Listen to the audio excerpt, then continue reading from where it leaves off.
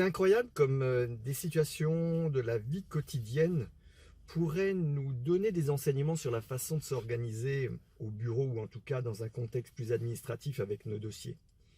Je sors un ticket de pressing. Alors en quoi un ticket de pressing va pouvoir nous inspirer ou nous aider dans notre organisation de nos données, de nos documents et de nos arborescences?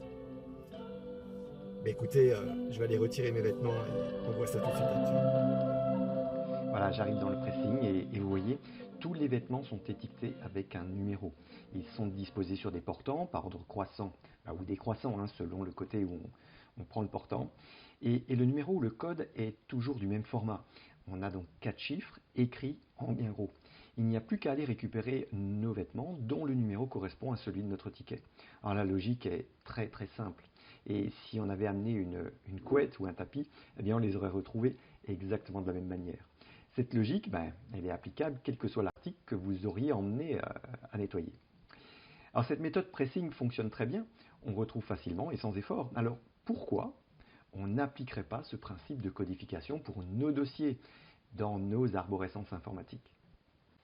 Alors comme on pressing, on l'a vu, un numéro est donc beaucoup plus facile à lire, c'est beaucoup plus confortable. Un nom de dossier comporte parfois plusieurs mots, c'est pas toujours évident à lire. Du coup. Alors, au-delà du confort de lecture, il y a bien d'autres avantages à codifier ces dossiers, en tout cas à mettre un numéro devant le nom du dossier. Alors, je vois 5 avantages par rapport à cette codification. Alors, l'avantage numéro 1, eh bien, on se libère une bonne fois pour toutes du classement alphabétique. Alors, en quoi ce classement alphabétique pose problème? Eh bien, voilà, pour bien illustrer ceci, eh bien, j'ai simplement repris l'exemple de mon domaine 2, donc chercher, former, vendre, avec son contenu. Donc à gauche, on a l'ensemble des thématiques, donc dossiers, qui sont codifiés, et à droite, j'ai tout simplement enlevé les codes.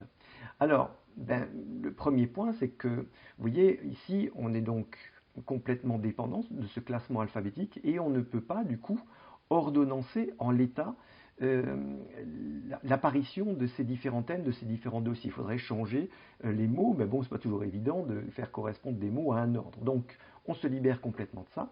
Et du coup, en mettant un numéro, vous voyez que j'ai mis en tête de liste ici tout ce qui va concerner plutôt l'aspect créatif de ce domaine, chercher, former, donc avec la création du contenu et tout ce qui va me permettre de générer ce contenu-là sous différentes formes, que ce soit des supports et des animations, des témoignages ou des accompagnements et des tutos par email, des webinaires. Donc, et tout ceci apparaît en tête de fenêtre. Donc, on peut faire des regroupements de thématiques qui ont un peu la même logique, si vous voulez, pour vous. Alors, si on peut faire ces regroupements, du coup, on va avoir peut-être plusieurs paquets de thématiques. Et ces paquets de thématiques, entre guillemets, paquets, ces regroupements, eh bien, on n'est pas obligé de les faire suivre les uns en dessous des autres. Vous voyez que j'ai laissé le thème 209 et 210 libres. Donc, ce sont, vous voyez, il n'y a rien, il n'y a pas de libellé, donc ça laisse entendre que le dossier est vide. On laisse des espaces, tout simplement parce qu'une arborescence qui est aérée comme ceci, contrairement à celle de droite, vous voyez, où tous les sujets se suivent à la suite, c'est un petit peu comme un texte qui comporte des retours à la ligne et des paragraphes. Vous avez quelque chose qui est plus aéré et donc beaucoup plus facile à lire. Donc on est quand même à 80% visuel et du coup, vous verrez que avec l'habitude, votre cerveau va ancrer le positionnement de vos thèmes et vous dire, du coup, tiens, si je recherche des conventions, moi je sais d'emblée que les conventions sont plutôt en bas de ma fenêtre. Indépendamment même du numéro, je sais qu'elles sont positionnées plutôt en bas de la fenêtre. Donc, ces numéros, ces codes qui vont permettre d'ordonnancer les thématiques, vos dossiers à l'intérieur d'une même fenêtre apportent de la clarté et de la facilité de lecture. On va également gagner en clarté parce qu'on va se poser un cadre ou une limite. On va effectivement limiter le nombre de dossiers ou de thématiques par domaine. Donc exemple ici, mon domaine chercher, former et vendre ne contient que 30 thématiques. Alors vous voyez que les thématiques sont précodifiées, donc jusqu'à 2,30. On est davantage concis, on évite d'allonger cette liste. Vous voyez, comme à droite, si j'enlève tous les codes, eh bien, on aura visuellement beaucoup moins cette notion de cadre. Alors bien sûr, on peut voir dans la barre d'état en bas, ici, on a 26 éléments qui sont donc créés, qui sont contenus dans ce domaine 2. Mais vous voyez qu'à gauche, avec les codes, on a tout de suite ce visuel limite de 30 thèmes. Bien sûr, il faut garder à l'esprit de ne jamais créer un 2,31, un 2,32 par exemple, et c'est la règle qu'on se fixe, jamais plus de 30 thèmes par domaine. On a toujours ces espaces de libre et on sait donc qu'il nous reste potentiellement 4 thématiques à créer dans un domaine. Alors, j'ai accompagné des centaines de personnes dans des activités très très variées et le réflexe qu'on a au démarrage, c'est de se dire oh là là, mais on n'aura jamais assez de place pour 30 en se contentant de 30 thématiques par domaine. Donc, vous voyez, on a 10 domaines d'entrée, 30 thématiques par domaine, ça donne donc potentiellement 300 sujets, 300 objectifs dans sa base d'organisation.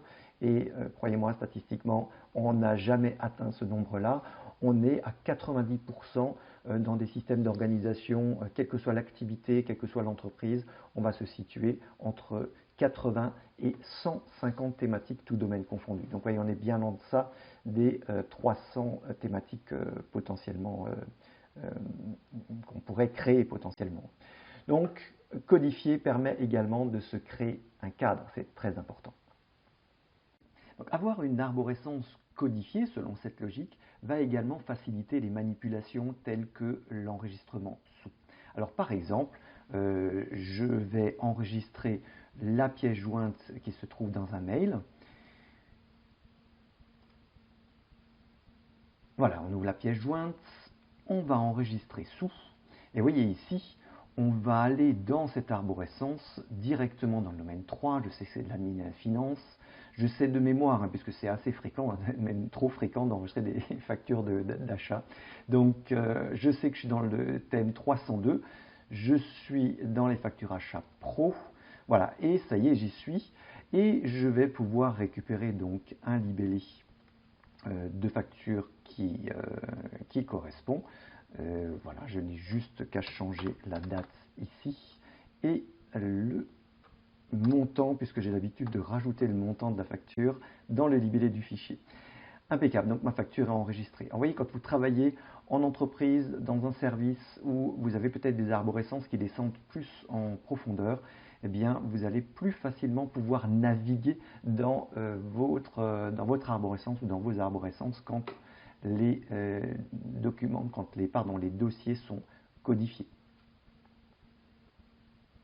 Le troisième avantage, eh bien, quand vous travaillez à plusieurs sur une arborescence partagée, eh bien, les échanges, la communication se fait beaucoup plus facilement quand on a des codes devant la dénomination des dossiers. Mais tout simplement parce que parfois c'est beaucoup plus rapide de dire tiens, au cours de la réunion de service, on va travailler sur le thème 203 et puis 206 et puis on va également évoquer le thème 110.